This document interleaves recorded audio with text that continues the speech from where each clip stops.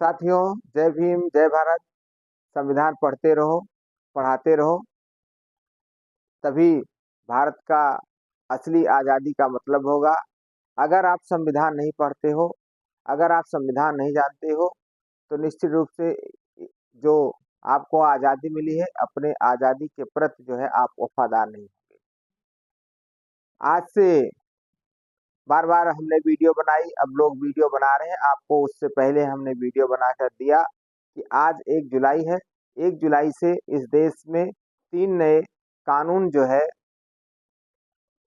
आज से लागू हो गए। वो कानून कौन-कौन से लागू हुए? एक तो आईपीसी की जगह भारतीय न्याय संहिता आई, दूसरा सीआरपीसी की जगह भारतीय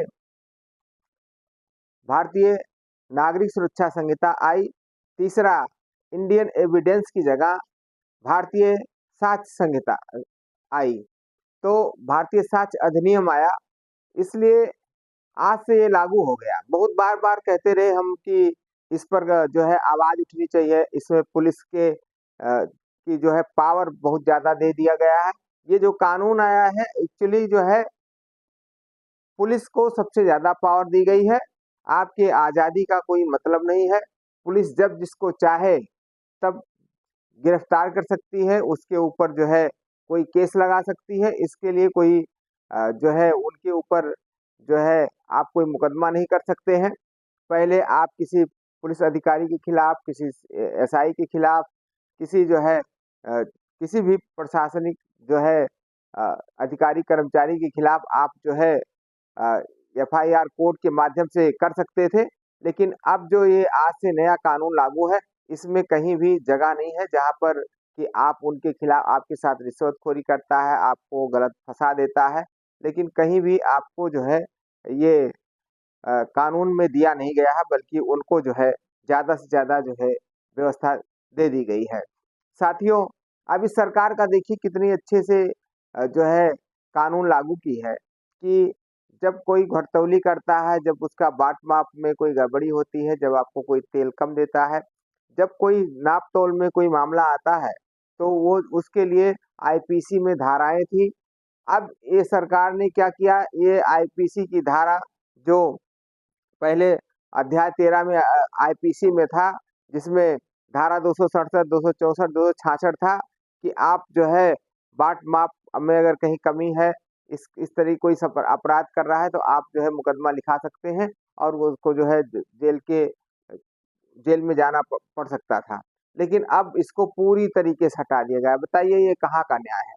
दूसरा आपको बताए थे एससी-एसटी के लिए जो है अनुसूचित जात, अनुसूचित जनजात के एक्ट जो है 1989 में बना था, वो सारा आईपीसी के से ही गवर्न होता था कि उसी जो-जो धाराएँ वहाँ लगती थी, जाकर के उससे जो है अटैच किया जाता था। लेकिन कहीं भी इस जो है नए भारतीय न्याय संहिता में कहीं भी जो है अ, अनुसूचित जात, अनुसूचित जनजात का कहीं भी उनके एक्ट का ज़िक्र नहीं है कि इस एक्ट को यहाँ से लागू किया जाएगा। इसलिए बार-बार कहते हैं अब देखिए, जैसे जब इस देश का वकील बहुत ही होशियार है, बहुत समझदार है, वो कानून को जानता है, लेकिन जब उसको आंदोलन करना था, जब ये कानून पास हो रहा था, जब ये कानून पढ़ रहे थे लोग, तब नहीं आंदोलन किया। अब जब आज 1 तारीख से 1 जुलाई से लागू हो गया, तब ये आंदोलन कर रहा है, नहीं-नहीं ये कानून नहीं लागू होना चाहिए।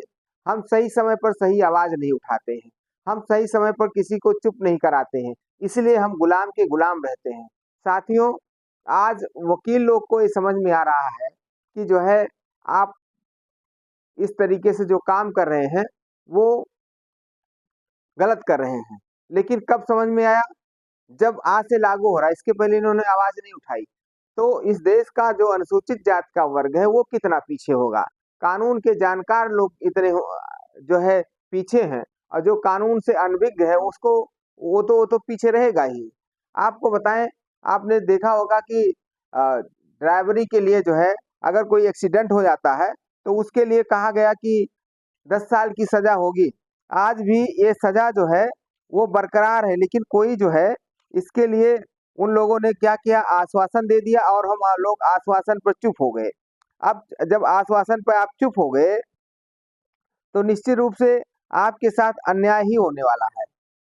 तो अब आप जो है ये अगर ये अन्याय होगा तो ये इस बुक में ये 10 साल की ये सजा इसमें बरकरार रखी गई। अगर आपके द्वारा कोई गाड़ी चलाते हुए आपको जो है किसी का एक्सीडेंट हो जाता है और उसकी मृत्यु हो जाती है तो अब पहले था ये जमानतीय धारा थी, अब क्या है ये गैर जमानतीय धारा हो गई है। अगर आपसे किसी का एक्सीडेंट होता है तो अगर उसकी मृत्यु हो जाती है अब ये धारा जो है वो गैर जमानतीय धारा हो गई है और इसमें सजा 10 साल तक की हो गई है।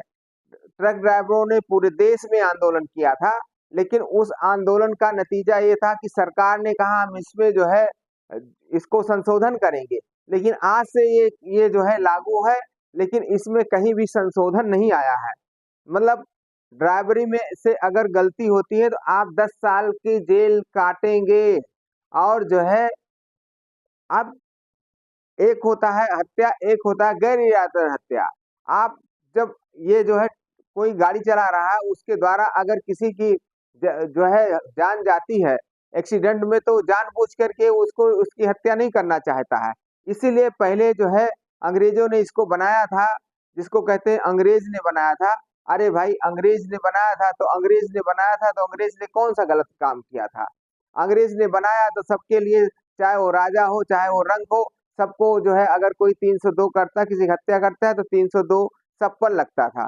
तो जब से अंग्रेज जो है 1860 से जब से आईपीसी आई है तब से सबके लिए न्याय बराबर हुआ। नहीं तो कोई किसी को मार देता था उसको जो है जैसे अभी आपने देखा मंत्री का लड़का गाड़ियां चढ़ा दिया 10 लोग मर गए लेकिन उस पर कोई कार्रवाई नहीं हुई। ऐसे कुछ विशेष जातियों को विशेष अधिकार था, वो किसी की भी हत्या करते, किसी के साथ जो है बलात्कार करते, किसी के साथ छेड़खानी करते, उनके लिए कोई एफआईआर नहीं था। 1860 से जब आईपीसी आई है तभी से सबके लिए समान न्याय मिला है।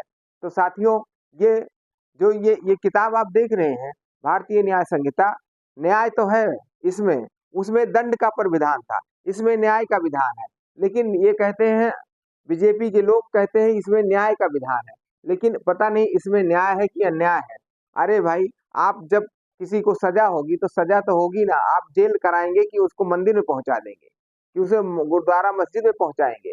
एक नया कानून उन्होंने जोड़ा है कि अगर आपको 2 साल 2.5 साल की सजा होती है तो उसमें एक श्रम का आपको किसी मंदिर साफ कराएंगे, किसी जो है कहीं कब्र खुदवा सकते हैं, मतलब श्रमदान का सामाजिक जो है जो काम होगा उसमें आपको सजा के रूप में कुछ दिन आपको ये नई सजा जोड़ी गई, कुछ दिन आपको उसके लिए सजा मिल सकती है कि जाकर के कहीं नाली खोदिए, कहीं नाली साफ करिए, कहीं जो है नहर साफ करिए। तो सामाजिक कार्य के लिए अगर जो है इस प्रकार से एक नया जो है दंड दिया गया है कि आपको सुधारने के लिए आपको इसको श्रम कहते हैं, श्रम कार्य करना, आपको जाकर के शारीरिक श्रम करना है।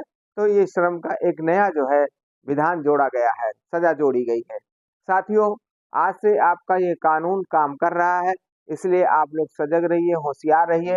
अगर आप मोबाइल चलाते हैं, किसी के धर्म को आहत पहुंचाते हैं तो उसमें जो है अब आपके ऊपर एफआईआर दर्ज होगा और आप जो है आप जेल के पीछे जा सकते हैं। इसलिए किसी मोबाइल चलाते वक्त किसी के धर्म को आहत मत करिए, अपने में सीमित रहिए, अपनी बात करिए, किसी दूसरे के जो है बुराई मत करिए, क्योंकि आने वाले दिन में लोग जेलों में होंगे, इसका आपको देखने को मिल जाएगा। ये चिंता मैं पहले जाहिर कर रहा हूँ और मैं जब से वीडियो बना रहा हूँ, किसी ने वीडियो नहीं बनाया था, आज रवीश कुमार वीडियो बना रहे हैं तो आप लोग देख रहे हैं। मतलब आप जब कोई ट्रेंड चलता है तब आप लोग देखते हैं, लेकिन जब कोई पहले से आपको कोई सचेत करता था आप लोग वीडियो नहीं देखते हैं। शेड्यूल कास्ट के लोग इसीलिए पीछे हैं क्योंकि वो पीछे सोचते हैं। आगे से आपको सोचना होगा, हमारी तरह सोचना होगा कि अभी कानून कौन सा आ रहा है, अभी देश में परिवर्तन क्या हो रहा है। बुद्ध ने भी तो कहा था कि वर्तमान में जिंदा रहिए। अगर वर्तमान में जिंदा रहोगे तो वर्तमान में काम करोगे तो आपका जो पास्ट है, जो इतिहास है वो भी अच्छा होगा और जो आने वाला भविष्य है वो भी अच्छा होगा। लेकिन हम लोग हमेशा जो है पास्ट की बात करते हैं, कई हजार साल की बात करेंगे, लेकिन जो वर्तमान में समस्या है इसकी बात नहीं करते हैं।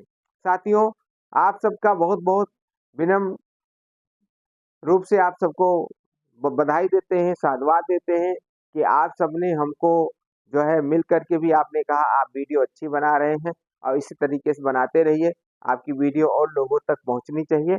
हम आप सबको हृदय से की गहराइयों से अपने सभी सब्सक्राइबर का, अपने सभी साथियों का बहुत-बहुत धन्यवाद देता हूँ, बारंबार धन्यवाद देता हूँ कि आप हमको इस तरीके से, इतने प्यार से जो आप हमें नवाज़ कर रहे हैं। तो इसके लिए हम आपसे चाहते हैं कि आप इसी प्रकार से हमको स्नेह प्यार देते रहिए। हम आपको नए-नए कानून, नए-नए वीडियो बना कर के समझाने का काम करेंगे। आगे इस पर काम चल रहा है, आप लोग का आशीर्वाद होगा, तो ज़रूर हम वीडियो बनाएँगे। कमेंट ज़रूर करिएगा। बहुत-बहुत धन्यवाद।